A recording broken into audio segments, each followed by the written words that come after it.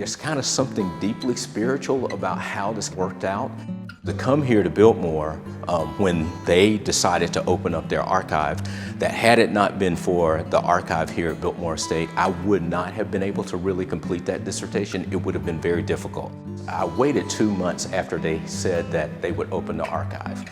And then when I finally came, I'm just sitting talking to the archivist at the time. I think her name was Suzanne Durham. And somehow she believed that she had seen the name Darin Waters somewhere in some records. And she said, let's just do a database search.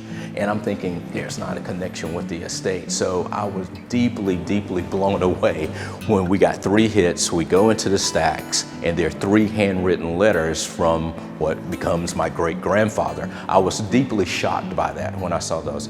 So on the very first day that I was here at Biltmore Estate, and to make that connection, it was almost like I was kind of meant to do this study. So this room that we're standing in, the Halloween room, I remember Christmas parties as a kid here. So there's been a connection, I think, all my life with Biltmore Estate. So it's kind of like it's come full circle for me to do this research.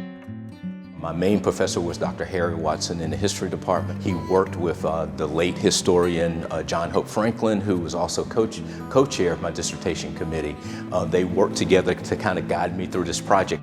There's this going assumption that when we're talking about the Mountain South, Southern Appalachia, that there's not really an African-American presence in this region. So I really wanted to try to correct that. So that was the reason why I started the study.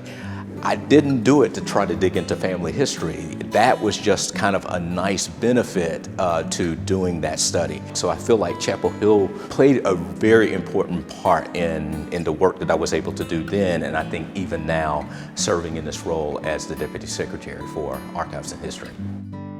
The reason why I started the podcast that we do at Blue Ridge Public Radio, having served as a probation parole officer for years, working in communities, kind of doing social work, I kind of had a chance to see how important it is to be speaking to not just an exclusive audience of students at a university, but to find a way to speak to the larger public.